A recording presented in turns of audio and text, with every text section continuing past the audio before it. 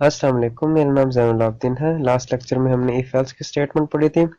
आज के लेक्चर में हम लोग स्विच स्टेटमेंट पढ़ेंगे। स्विच क्या होता है और उसके हम यूज़ कैसे कर सकते हैं। स्विच स्टेटमेंट बेसिकली केस चलते हैं, जैसे कि ये देखें स्विच, उसके अंदर उसकी एक्सप्रेशन आ जाती है, उसके बाद केस 1 चलेगा तो फर्स्ट कोड ब्लॉक होगा, उसके बाद ब्रेक हो जाएगा। अगर यहाँ पर हमारी एक्सप्रेशन एक्स होगी तो एक्स चलेगा, उसके बाद फिर कोड बाहर चला जाएगा। उसके बाद अगर यहाँ पर एक्सप्रेशन हमारी y होगी तो फिर ये कोड चलेगा, फिर ये ब्रेक हो जाएगा और फिर बाहर निकल जाएगा कोड से। आइए हम इसकी एक लाइव एग्जांपल करते हैं।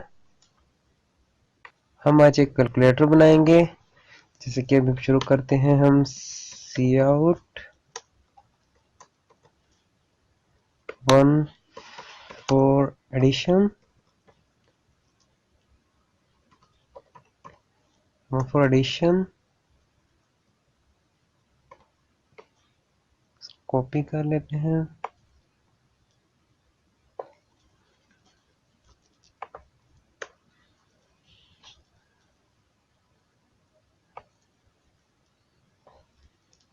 फॉर मल्टीप्लिकेशन,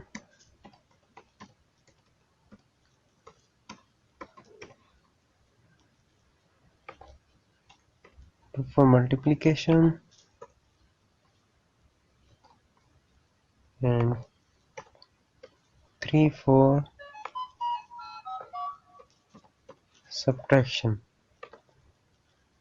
ओके गाइस, तो हम एक इनपुट ले लेंगे यूजर से। इसके लिए हमें जरूर चाहिए होती है, देखिए हमने 3 वेरिएबल डिक्लेयर किए। x एक इनपुट लेगा फर्स्ट नंबर, y दूसरी इनपुट लेगा सेकंड नंबर की, और n जो लेगा हमारे लिए, हम जो इनमें से स्टेटमेंट एग्जीक्यूट कराना चाहते हैं, 1 कराना चाहते हैं, 2 कराना चाहते हैं या 3rd कराना चाहते हैं, वो ले लेगा।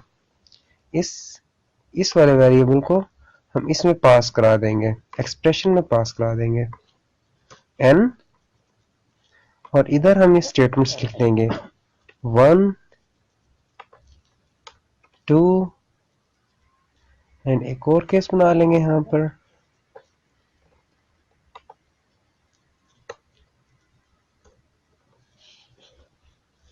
3 कि फर्स्ट कोड में हम करेंगे सी आउट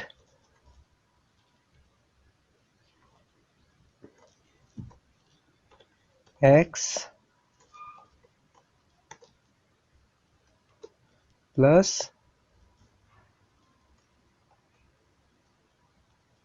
y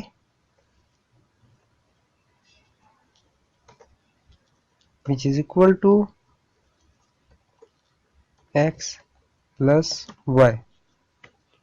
इसमें x as it is print होगा, x की वैल्यू प्रिंट होगी, plus as it is print होगा, y की वैल्यू प्रिंट होगी, इक्वल टू, एक मिनट सॉरी, y की वैल्यू एज इट इज, जो ऊपर हमने वैल्यू दी होगी वो प्रिंट होगी, उसके बाद इक्वल टू की एज इट इज प्रिंट होगी, और फिर x प्लस वाई जो हमने करना होगा वो प्रिंट हो जाएगा। सेकंड हमारे पास होगी इसमें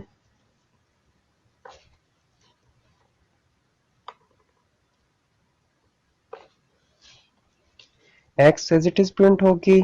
सेकंड हमारे पास मल्टीप्लिकेशन है तो x मल्टीप्लाई, एंड यहां पर हम कर देंगे इसको x मल्टीप्लाई। थर्ड हमारे पास होगी x में subtraction and subtraction. Default code जो हमारा होगा वो सी आउट कर देंगे हम अननोन वैल्यू का, यानी कि अगर इनमें से कोई भी ना चला तो हमारी अननोन वैल्यू चलेगी। हम इस प्रोग्राम को रन करके देखते हैं।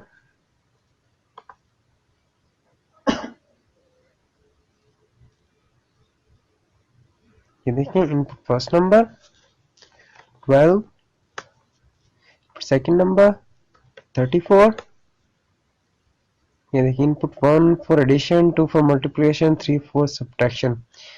हमारे पास यहाँ पे गलती क्या आ रही है कि हमने इधर एंड एल नहीं डाला, तो हम यहाँ चाहेंगे हम इधर एंडल इस तरह भी डाल सकते हैं,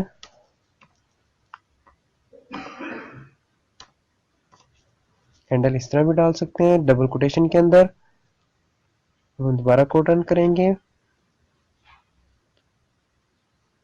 ये देखिए 12 34, देखिए 1 for addition, 2 for multiplication and 3 for subtraction. हम करना चाहते हैं इसमें मल्टीप्लीकेशन, तो हमारा आंसर आ जाएगा 12 multiply by 34 is equal to 408। ठीक है गाइस, हम इस तरह एक सिंपल एक कैलकुलेटर बना सकते हैं। स्विच के सिंटैक्स में जो सबसे इम्पोर्टेंट चीज है वो उसकी एक्सप्रेशन, उसके बाद उसका केस, केस के बाद हमेशा कॉलन लगेगा।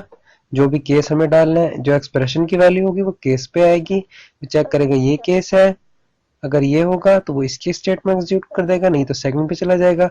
इधर देखेगा ये एक्सप्रेशन है तो फिर ये चेक कर लेगा। उसके बाद फिर ब्रेक, ब्रेक इसमें सबसे ज्यादा इंपॉर्टेंट होती है। अगर ये आप ब्रेक नहीं लगाएंगे तो फिर केस नेक्स्ट पे मूव कर जाएगा और नेक्स्ट वाली स्टेटमेंट रन करेगा। फिर ब्रेक अगर नहीं आगे लगा होगा तो फिर आगे वो नेक्स्ट पे चला जाएगा। इस तरह वो सारे एग्जीक्यूट कर देगा उसके बाद। तो इसके लिए इम्पोर्टेंट है कि केस के लिए आपको उसमें ब्रेक लगाना लाजमी होता है। डिफ़ॉल्ट की वैल्यू उस वक्त चलेगी जब हम केस गलत डाल देंगे। अगर हम केस यहाँ पर 1 2 या 3 की जगह कोई और डालेंगे तो हमारे पास डिफ़ॉल्ट की वैल्यू चल जाएगी। यानी कि अगर हमने यहाँ पर सीन 3 तक लिया हुआ है, हमारे केस तीन तीन केस बने हुए हैं, अगर हम इधर 4 डाल देते हैं या 5 डाल देते हैं तो वो डिफ़ॉल्ट वाली वैल्यू चला देगा, यानी कि unknown value. Hope so guys आप लोगों को समझ आया होगा। नेक्स्ट लेक्चर में हम लोग एक और स्विच का प्रोग्राम करेंगे और उसके बाद उससे नेक्स्ट लेक्चर में हम लोग लूप्स पढ़ेंगे, लूप स्टार्ट करेंगे। नेक्स्ट लेक्चर में हम बेसिकली स्विच की एक और एग्जांपल करेंगे, तो परेशान नहीं होना, आप लोगों ने ट्राई करना है एक दफ़ा कोड लाजमी। ओके, अल्लाह हाफिज।